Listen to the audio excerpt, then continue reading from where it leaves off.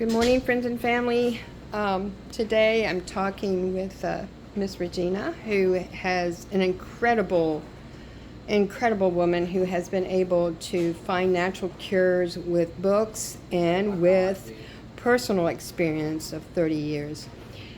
Miss Regina, could you begin in telling us about how you've all started this, how you started doing this as far as natural healing products? Well, when I first started getting medical problems, first thing they do is want to give you a bunch of pills, and naturally the medicines have side effects, and some of the side effects were horrible for me. They made me break out, they made me nauseated. I just had so many bad things from them. So, I started remembering what Mama used to say about different roots and herbs and things from the Bible, because she always preached to us, hey, God does a lot of healing. He has a lot of things in the Bible. And so I started my own researches, and through these books, some of these books do go back to your biblical cures. They use honey and medicinal herbs, things like they did in the Bible, before we had all these pills and drugs that you do intravenously and all. Yes. And they are just amazing. And if there's something that I don't understand about my medical conditions, I'm the first one to try to read online or read in a book and find out, because I have an accumulative amount of medical conditions, not just my heart. I have fibromyalgia, lymphedema.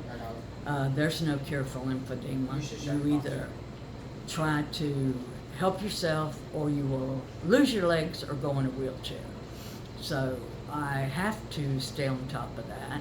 I have to stay on top of my heart and my thyroid, and there's other medical issues too.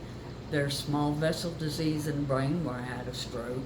There are just numerous things that are wrong with me, but I'm going to be 74 years old this year, and through my faith, which I've always had, because when we fall down, what do? We call on, oh God. We don't call on, oh my money, oh this, oh that. We say, oh God, and then we say, what can I do? Help me. Yes. And so the first thing I did was turn to, what can I do to help me best? And that helped me best. And a lot of prayer. I mean, a lot of prayer. And I still have bad days. I really do. Days that I don't want to do this. Days that would just be easier to pull the covers over my head and say, cruel world, I can't do it anymore. Mm-hmm, but we all do that. Yes. I was in a car accident in '82 and had to be cut out of that car. I momentarily died, and it was horrible. Horrible on my 3 children, horrible on my whole family. They had to watch me suffer for a year. And had it not been for God's grace and me doing everything at home, because I had no insurance to heal, I can't tell you how amazing God is, and how amazing all these natural things that I have done have been for me. It has made me appreciate a lot of life. It has made me look at people that cannot do for themselves a lot differently. I've just learned so much more as a human being. I feel I'm more valuable, and I want to keep on learning and helping and doing, because I feel like I told someone the other day, I can't be a worthy vessel if I don't try to honor this vessel that God gave me. Yes. And I also told her, when I lost my son, I've lost both my sons. The first one was stillborn, revived, lived 3 days, and died again.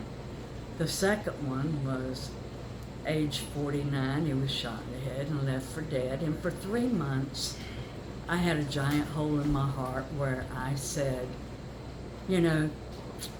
I don't want to do this, God. I'm through. I don't want to do this. But one day, the old devil's like, well, if your God is so good, why did he do this? And I'm like, you know what? God, you didn't do this to me. You didn't do this to my son. No. You gave me 49 glorious years to be with that child. Oh, my goodness. And I bless you, and I am so sorry Yes. for what I have thought and done. How dare I be a wicked human being when you gave your only son for us? I mean, it is really, everything that's happened in my life has made me a strong human being.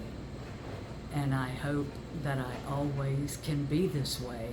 And everybody that I might have touched along the way, I hope that when I leave this world, they don't cry tears for me of sadness, cry tears of joy, because I'm going home to be with my God, the one that's always been here for me, loved me, and helped me. And that's what I pray for. Love and goodness in this world. Yes. And for us to be free from some of this ugly pain. Yes. That's all I want.